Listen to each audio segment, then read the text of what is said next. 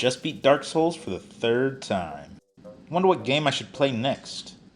There's so many options. Maybe I'll just replay a game. There's no way I'm gonna ever finish my backlog. You know what? No, not this time. I'm gonna find the perfect game choosing method to clear my backlog, and then I'm gonna use it to choose my next game. But before we find this method, we need to figure out why it's so hard to choose a game from our backlog. After thinking about it, I came to the conclusion that there are two specific reasons that make it so hard to choose a game. And the first one is pretty much applicable to all choices we make, and the second one is more specific to games. You've probably heard of the first one, and if you haven't, then I came up with it. It's called the paradox of choice. Intuitively, we feel like the more choice, the better. Variety is always good. But the paradox is that's not actually always the case. The more choices you have, the less satisfied you'll be with any of your decisions. Also, the harder it is to make a choice. And the place where this gets put to the test the most is restaurants. I'll give you two examples of restaurants and tell me which one gives you more anxiety. So the first is, of course, the legendary Cheesecake Factory. Cheesecake Factory has probably the biggest menu of any chain restaurant in existence. The menu is more than 20 pages. They have more than 250 menu items. That is intimidating. If you're ordering at Cheesecake Factory, the likelihood that you'll regret your decision, maybe you were between 5 different things, and after you're eating your meal, maybe you realize, I wish I ordered the steak instead of the burger. I don't know what they have at Cheesecake Factory.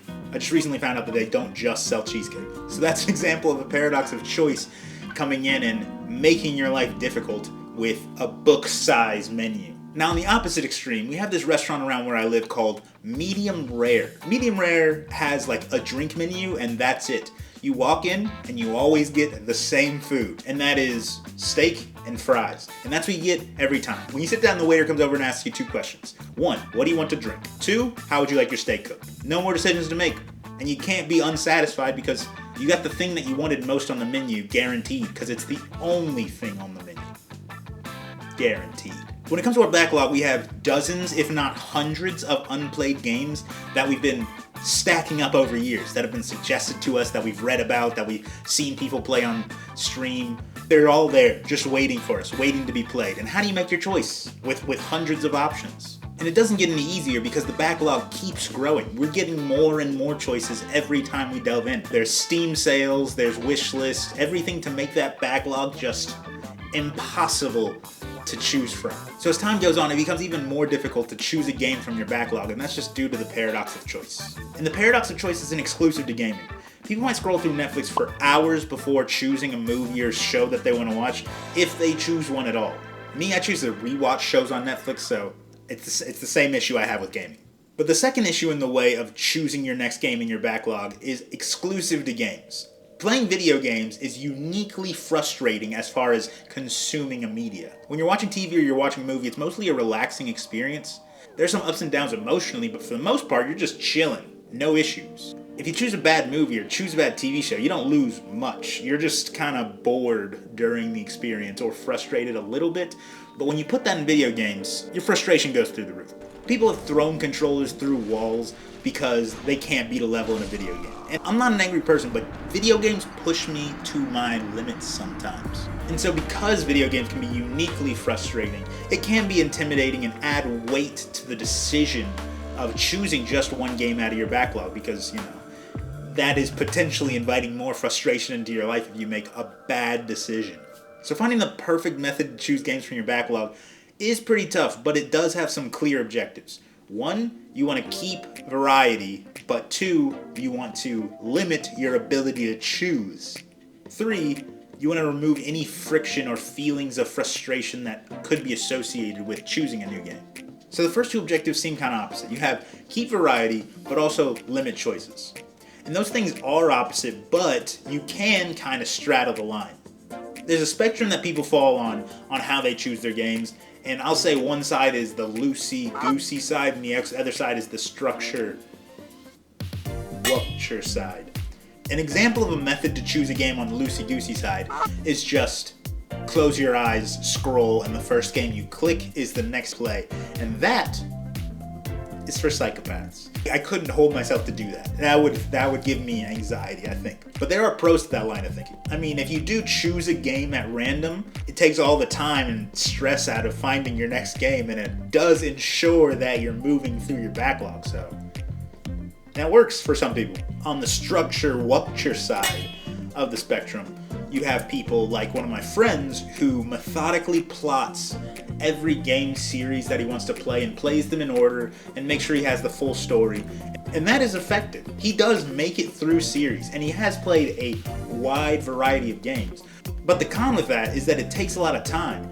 And some people, they might love it. Some people love organizing things. So if that's you, definitely, I'm sure you don't have a problem choosing your next game. You probably have your next 30 games chosen already in a line. But for everybody else, you probably fall between those two sides, somewhere on the spectrum. So I had to find a method that could work for every person in between, for the proverbial Goldilockses out there. And just a quick side note, Goldilocks is a nonsense story, right? Like, adult males versus adult females don't sit in very different chairs or sleep in very different beds or eat very different temperature porridges, right? Like, the Goldilocks story it's nonsense. I know it's a fairy tale, but it's nonsense. Back to the point, I have found a method, and this method can be applied to all of you Goldilockses out there. Everyone from the loosey-gooseys all the way to the structure-wuctures. So, now I'm going to use that in real time. I mean, it's not going to be live, it's going to be on a video, but I am going to use it to choose my next game. Wish me luck. Here we go. Alright, let's get started. First, you'll need to set your Steam profile to public, because we will be using like an external Steam library sorter in order to enact this method. The first step is to go to lorenzostanco.com/lab/steam. /. And here, you'll enter your Steam ID. You can find that in your Steam profile. Okay, next you'll load your library. It'll take a couple seconds. And then you have your entire library listed under here. In your library, it'll have a bunch of tags. It'll have playtime for games and so on and so forth. Now, I admit that some of this could look intimidating, but this is where you can kind of rely on whether you're a loosey-goosey or a structure-wucture in order to figure out how detailed you want to go into this. But my suggestion is that you close this order by, you close the filter by platform, the filter by feature, and the filter by supported language. And then take a look at the filter by tags. And then, based on your mood, what kind of game do you want to play next? Are you in the mood for a comedy game? Are you in the mood for a JRPG, a puzzle game, PvP, solo? Whatever you're in the mood for. It can be as many as you want or as few as you want. And also, you can choose to exclude certain tags if there's certain games that you don't want to play. I don't know what I want to play. Looking at this, I think I want to play an open world game, and as you can see when I selected open world, some of the other options were grayed out because I don't have any open world action roguelike games, for example. Let's say I also want a story-rich game. And so I normally play JRPGs, but right now I'm not really in the mood for a JRPG, so what I'll do is double-click JRPG, and that'll say games that are not JRPGs. And now, the next step after you've selected the tags that you're interested in playing or that you're kind of feeling right now, just scroll through them, and if there's one that's like calling to you, then choose that game. But if the case is that you don't know which game still that you want to choose, that's where this website has a very cool option of picking a random game. And looking through these, I don't know which one I want to play. None of them are calling my name specifically, so I will choose to pick a random game. I don't know why, I'm a little nervous.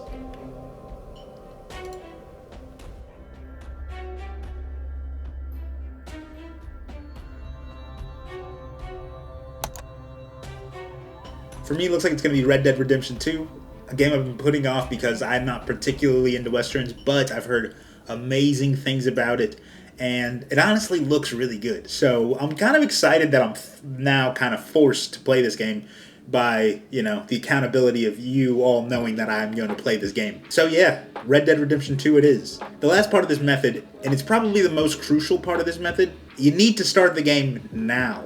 Like, immediately. As soon as it's chosen, you need to boot it up. You need to download it and you need to start.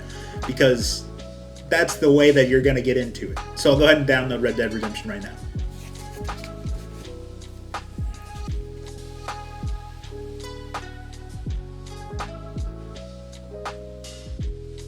If the thought of choosing a game like this is still uncomfortable, then it's probably not the paradox of choice, and there's probably friction somewhere else from choosing a new game.